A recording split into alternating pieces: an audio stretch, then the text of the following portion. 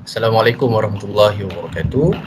Baik, pada hari ini saya diberi kesempatan untuk berjumpa dengan empat orang ahli panel yang hebat ya pada hari ini. Baik, lebih untuk terus kepada perbincangan kita, saya ingin memperkenalkan terlebih dahulu ahli-ahli panel kita pada hari ini. Saya mulakan dengan ahli panel yang pertama, iaitu saudara Ami Mursyid selaku seorang pelajar daripada Universiti Islam Antarabangsa Malaysia yang berjurusan Bahasa Melayu Komunikasi. Apa khabar saudara? Alhamdulillah, khabar baik. Baik. Seterusnya saya bergerak kepada ahli panel yang kedua, iaitu saudara Fuad bin Roslan, juga seorang pelajar Universiti Islam Antarabangsa. Apa khabar saudara? Khabar baik, saudara. Dan saya berbesar hati kerana pada hari ini saya diberi peluang untuk berjumpa dengan dua orang pegawai sumber manusia daripada sebuah syarikat kerajaan, iaitu saudara Alif Tajwid dan saudara Samim Hilmi. Apa khabar saudara? Khabar baik, alhamdulillah. Alhamdulillah baik juga. Okey, nampaknya mereka berkongsi kamera ya. Baik, kita akan teruskan dengan topik perbincangan kita pada hari ini, iaitu baik, terlebih dahulu saya ingin membuat sedikit pendahuluan mengenai topik kita pada hari ini, iaitu era digital dalam maya kini telah merubah corak kehidupan masyarakat dunia, dan perkembangan teknologi kini menjadikan kebiadaban manusia itu berleluasa dan desturu. Didikan berkaitan dengan etiket dan protokol perlu dilaksanakan oleh semua pihak dalam situasi yang pelbagai bagi memastikan insan sejahtera dan Malaysia bersih. Baik, sebagaimana yang kita tahu, dunia sekarang telah dilanda oleh COVID-19, wabak COVID-19. Jadi saya pasti banyak keadaan sudah berubah, iaitu boleh dikatakan semua pembelajaran ataupun semua aktiviti harus dilakukan secara maya. Baik, saya pergi kepada soalan yang pertama berkaitan dengan pelajar. Saya rasa hampir ke semua universiti ataupun ke semua institusi melakukan pembelajaran atas talian. Okey. Oleh itu saya ingin bertanya kepada Amir Mursyid, saudara Amir Mursyid. Soalan yang pertama, iaitu melihat kepada situasi sekarang. Pembelajaran atas talian dilihat sebagai satu kaedah ataupun wadah untuk pelajar untuk belajar pada abad sekarang. Jadi apakah etika yang patut dipatuhi oleh pelajar ketika sesi pembelajaran dalam talian? Boleh saudara kongsikan? Okey, terima kasih kepada Tuan Moderator kerana sudi membenarkan saya untuk berkongsi sedikitlah tentang soalan Tuan Moderator tadi. Soalannya ialah apakah etika yang patut dipatuhi oleh pelajar ketika sesi pembelajaran dalam talian sedang berlangsung. Jadi saya sendiri sebagai seorang pelajar, jadi di sini saya ingin berkongsi tentang beberapa etika lah yang kita sebagai pelajar patut patuhi semasa sesi pembelajaran atas talian sedang berlangsung. Jadi yang pertama ialah kita harus memastikan mikrofon dan kamera kita berfungsi dengan baik sebelum sesi pembelajaran berlangsung. Jadi hal ini akan memudahkan dan melancarkan sesi pembelajaran kita, di mana semasa sesi pembelajaran sedang berlangsung sepatutnya kamera harus dibuka. Tapi sekarang kita lihat kebanyakan pelajar tidak membuka kamera mereka semasa sesi pembelajaran sedang berlangsung. Jadi sebenarnya itu perkara yang salah lah. Perkara yang patut dilakukan ialah semasa sesi pembelajaran sedang berlangsung, kita sebagai pelajar perlu membuka kamera. Dan mikrofon hanya akan dibuka ketika kita ada soalan yang ingin ditujukan kepada pensyarah. Sekiranya kita tidak bercakap, kita perlulah menutup mikrofon kerana risau sesi pembelajaran dalam keadaan akan terganggu. Okey. Seterusnya, etika yang saya mau kongsikan ialah walaupun kita belajar melalui dalam talian, pastikan kita memakai pakaian yang sopan dan juga menutup aurat. Sebagai seorang pelajar Islam, tentulah kita harus menutup aurat. Contohnya, kalau lelaki, pakailah pakaian yang berlengan pendek ataupun berkola. Janganlah kita pakai singlet sahaja. Dan sebagai seorang wanita, kita harus pakai pakaian yang menutup aurat lah. Kalau perempuan, eloklah bertudung. Dan jika yang tidak bertudung, pastikan rambut mereka kemas, diikat dan sebagainya. Jadi sama sahaja etikanya seperti pembelajaran fizikal. Pembelajaran atas talian juga memerlukan kita untuk menutup aurat dan juga berpakaian dengan kemas. Jadi saya rasa itu sahaja dari pihak saya. Saya serahkan kepada sesi semula kepada Tuan Moderator. Jadi harapnya saya menjawab soalan lah. Okey, sekian, terima kasih. Baik, terima kasih kepada saudara Amin Musyid. Ya, betul lah.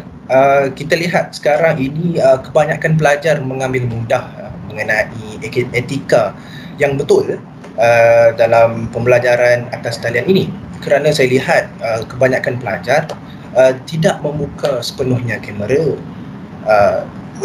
ketika sesi kelas itu sendiri. Dan saya tengok sekarang kebanyakan pelajar bukan setakat tak buka kamera, bahkan tidak datang ke kelas kerana terlebih tidur dan sebagainya. Dan saya harap selepas melihat perbincangan kita pada hari ini, dapatlah beri kesedaran kepada mereka. Baik, saya beralih kepada saudara Fuad, selaku juga kawan ataupun rakan universiti saudara Amir. Saya pergi kepada soalan kedua. Kita tahu pembelajaran dalam talian merupakan gaya pembelajaran yang baru kepada beberapa pelajar, bahupun di sekolah menengah. Kita lihat sekarang ni di sekolah juga melakukan kaedah pembelajaran atas talian ini.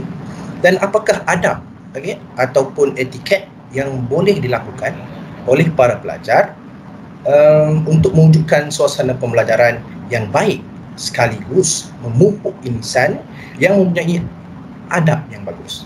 Dipersilakan saudara Fuad. Baiklah, terima kasih kepada saudara moderator. Baiklah, untuk menjawab soalan tersebut, yang paling utama di dalam pembelajaran ialah adab dengan menghormati pensyarah maupun guru. Hal ini demikian kerana guru merupakan insan atau individu yang menyampaikan ilmu kepada para pelajar. Oleh itu, para pelajar harus menghormati guru untuk memudahkan mereka mendapat keberkatan dan mempunyai ilmu yang bermanfaat kepada mereka untuk digunakan pada masa akan datang ataupun semasa bekerja. Daripada Abu Hurairah bahawasanya Rasulullah SAW pernah bersabda, pelajarilah ilmu, ketenangan dan kesopanan dan rendahkanlah dirimu terhadap orang yang kamu ambil ilmunya. Riwayat At-Tabrani. Daripada hadis ini kita dapat lihat bahawa Rasulullah menekankan adab itu penting dengan menghormati guru, iaitu orang yang menyampaikan ilmu kepada kita. Dengan menghormati guru, dengan kita melakukan adab-adab yang boleh dilakukan semasa pembelajaran atas talian seperti yang saudara Amir sampaikan, iaitu membuka kamera, tidak membuka mikrofon semasa guru atau pensyarah sedang menyampaikan syarahan beliau, Itu juga merupakan satu adab yang bagus untuk melancarkan pembelajaran yang sedang berlaku. Selain itu, para pelajar juga harus menjaga tutur kata dan menjaga sensitiviti terhadap pelajar lain. Ini untuk mengelakkan daripada para pelajar bermasam muka, kerana seperti yang kita tahu, pembelajaran atas talian ni sangat memerlukan mental dan fizikal yang sangat kuat. Oleh itu, kita hendaklah bukan saja melakukan adab dan menghormati pensyarah, tapi juga menjagakan hubungan dengan para pelajar yang lain. Hasilnya, ketika kita beradab dengan perkara yang kecil seperti beradab semasa pembelajaran talian, kita juga akan menjadi insan yang beradab dan beretika semasa urusan-urusan di luar maupun semasa bekerja nanti. Itu saya daripada saya. Diharapkan agar saya menjawab soalan dengan baik. Kembali semula kepada Tuan Moderator. Ya, begitu sekali ya. Saya tertarik dengan jawapan Saudara Fuad selaku pelajar Universiti Islam Antarabangsa yang mengeluarkan beberapa hadis di situ ya. Betul ya. Salah satu kata-kata hikmah yang saya pernah ingat, orang yang berilmu belum tentu ada adab, dan orang yang beradab salah tentu ia yang berilmu. Baik, saya setuju dengan setiap kata-kata kunci yang dikemukakan oleh Saudara Fuad, dan boleh diambil sebagai salah satu pendekatan ataupun cara yang kita patut lakukan pada situasi sekarang. Dan saya tertarik untuk meneruskan persoalan saya ataupun perbincangan kita kepada Saudara Alif ya.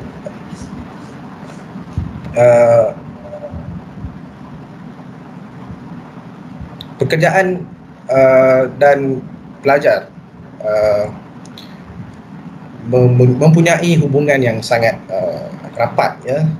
Apabila kita tamat pengajian kita harus bergerak ke alam pekerjaan, dan itu telah membuatkan saya untuk tertarik untuk menanyakan soalan ini mengenai temuduga selaku pegawai sumber manusia ya. Bolehkah Saudara Alif berkongsi ya serba sedikit tentang etika maupun tips sebelum menghadiri temuduga secara dalam talian? Berikutan sekarang ini kebanyakan temuduga ataupun interview dengan izin dilakukan secara maya. Silakan. Baiklah. Bismillahirrahmanirrahim. Assalamualaikum warahmatullahi taala wabarakatuh kepada moderator kita dan ahli-ahli panel kita yang lain ya, pelajar-pelajar di Universiti Islam Antarabangsa Malaysia, hebat-hebat belaka ya, semua pandai petah berbicara. Ya, sebenarnya saya dan saudara Syamim pun tidak sangka kami akan dijemput di dalam forum kali ini kerana kami tidaklah terlalu bijak untuk berbicara. Jadi kami merasa rendah diri kerana melihat adik-adik yang masih belajar mampu untuk berdiskusi atau berbicara dengan lebih baik. Okey, baiklah. Seperti soalan daripada ahli panel kita, saudara Sofi tadi, ya, temuduga dalam talian. Baiklah, menghadiri temuduga ini ialah sememangnya boleh membuatkan kita berasa kecut perut ataupun takut. Ya, lagi-lagi untuk mereka yang baru habis belajar dan ingin mencari pekerjaan dan mereka tidak tahu bagaimana cara-cara yang betul untuk menghadiri dan mengendalikan diri dengan betul semasa temuduga. Okey, jadi kami di sini akan berkongsilah sedikit tips dan etika untuk anda semua. Baiklah, tips sebelum hari temuduga. Yang pertama, kita hendaklah membuat kajian ataupun sediakan semua maklumat, dan yang paling penting kita praktis. Orang Inggeris kata apa? Practice make perfect. Baiklah, setelah mendapat panggilan untuk temuduga, yang penting buat kajian berkenaan syarikat itu dan cari maklumat latar belakang perniagaan mereka. Latar belakang apa yang syarikat itu buat. Okay, kita cuba ingat beberapa fakta dan latih diri untuk menjawab sebarang soalan yang mungkin ditanya apabila ditemuduga nanti. Baiklah, yang kedua, rancang masa. Okey, rancang masa ini sangat penting. Okey, kita sekarang di dalam kebanyakan temuduga kita online di dalam talian. Jadi yang penting kita kenal pasti medium temuduga berkenaan. Contohnya seperti Google Meet, Zoom, Microsoft Teams. Okey, kita kena pasti dahulu apa medium yang digunakan semasa temuduga. Dan yang paling penting, buat anggaran masa tambahan sekiranya terdapat beberapa masalah. Contohnya komputer ibu kita rosak, telefon rosak ataupun line internet tiada. Jadi itu adalah masalah. Yang penting kita buat prepare awal, buat persediaan awal-awal.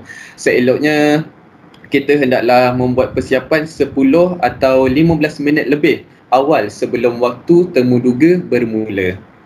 Baiklah, yang ketiga, sediakan segala dokumen dan portfolio. Baiklah, semasa temuduga yang penting siapkan semua dokumen dalam salinan asal dan juga dalam salinan fotokopi. Sekiranya kita ada file portfolio, bawa sekali masa temuduga tu. Kita tunjuk secara online. Maknanya itu lebih baiklah. Dan yang akhir sekali, yang penting adalah relax ataupun bertenang. Kalau anda rasa gemuruh ataupun jantung anda duk-dap kan semasa temuduga tu, cuba tenangkan fikiran, tarik nafas dalam-dalam dan lapangkan minda. Selain itu, anda juga boleh buatlah apa-apa pergerakan yang boleh menenangkan anda, yoga atau apa-apa sahajalah.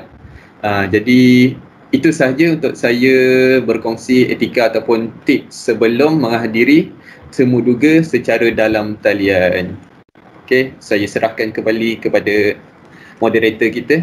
Terima kasih. Terima kasih saudara Alif. Ya betul kan? Dalam apa-apa keadaan, apa-apa situasi, kita harus tanganinya dengan tenang. Ya. Saya pernah pergi ke salah satu temuduga itu.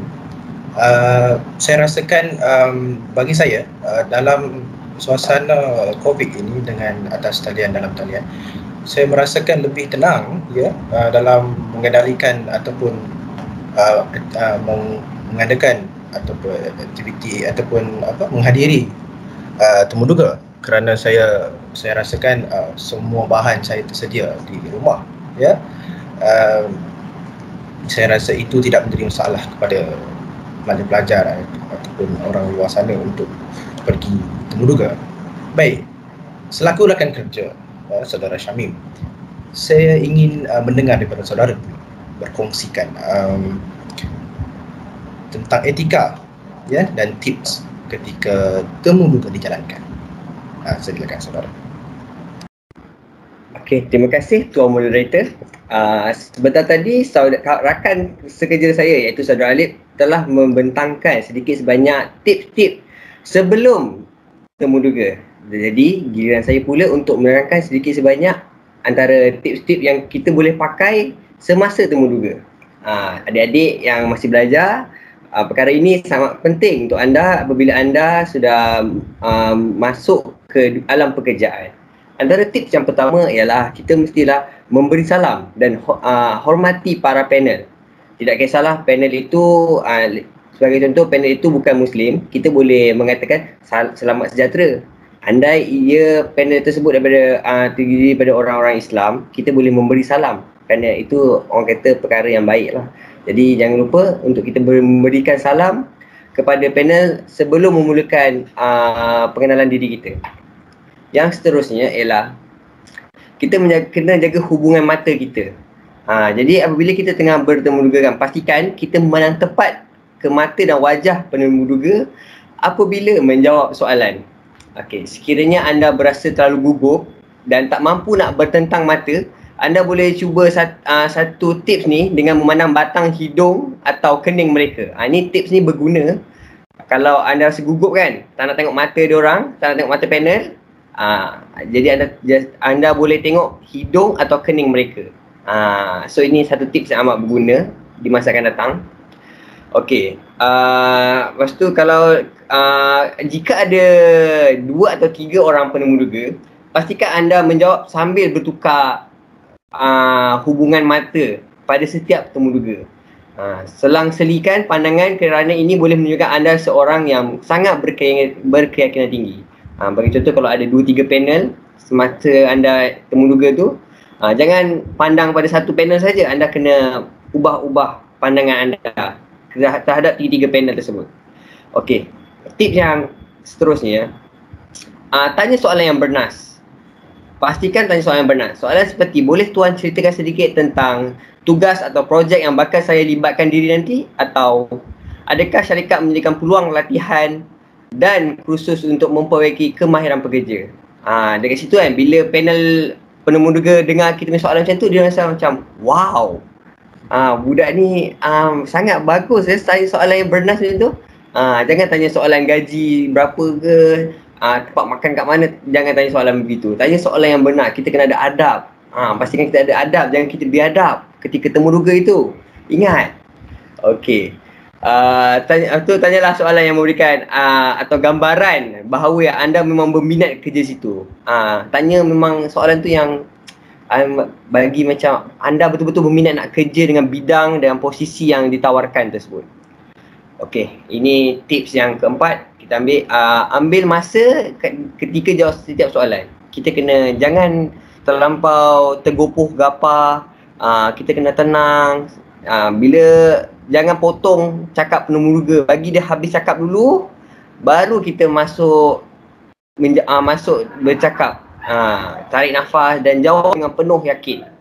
Fikir dulu perkataan yang sesuai. Yang perlu digunakan, elakkan gunakan bahasa pasak atau bahasa yang orang kata bahasa-bahasa budak sekarang, bahasa budak WeChat, apa saya kurang pasti. Macam tu, seelok kita kena beradab. Ingat, jangan kita memastikan adab kita ketika menjawab soalan tu kena ada lah. Itu antara tips-tipsnya lah. So yang satu lagi saya nak tambah ialah, iaitu tona suara yang digunakan juga perlu dalam nada yang rendah dan formal. Jangan cakap dengan suara nyaring, jangan cakap dengan marah-marah. Kita kena sentiasa tenang jawab tu. So lepas tu selebihnya, kalau tips-tips tu saya harap para pelajar boleh guna di masa akan datang jika nak menghadiri apa-apa jua temuduga, tak kisahlah jawatan itu besar ke atau kecil. Jadi apa-apa tips yang saya berikan sebentar tadi, saya harapkan dapat dimanfaatkan oleh para pelajar di luar sana. Itu saja daripada saya kembali kepada tuan moderator. Ya, terima kasih Saudara Syamim, begitu semangat sekali ya. Saya rasakan mungkin beliau seronok bekerja di situ ya bersama rakannya. Dan beberapa poin ataupun kata kunci yang saya dapat daripada Saudara Syamim, kebanyakannya adalah sama sahaja. Tidak kira maupun kita tengah berada dalam talian maupun secara zahir, secara di depan mata, boleh dikatakan sama sahaja. Cumanya bezanya adalah di depan kamera dan di depan orang itu sendiri. Ya, betul ya. Saya kira dengan perbincangan ini, saya rasa kita dapat simpulkan bahawa situasi COVID-19 tidak menjadi halangan ya untuk kita teruskan etika dan protokol yang betul dalam kita berhadapan dengan apa-apa jua keadaan, maupun dalam pembelajaran ataupun di tempat kerja, ataupun sebelum kita masuk kerja tu kita temuduga dulu dah. Dan ini tidak menjadi salah satu alasan untuk kita mengambil mudah dalam isu-isu etika atau protokol. Saya kira setiap panel memberikan jawapan yang saya rasa puas hati. Terima kasih kerana datang. Itu saja daripada kami. Saya sudahi forum kita pada hari ini dengan tasbih kafarah dan solat al-asr.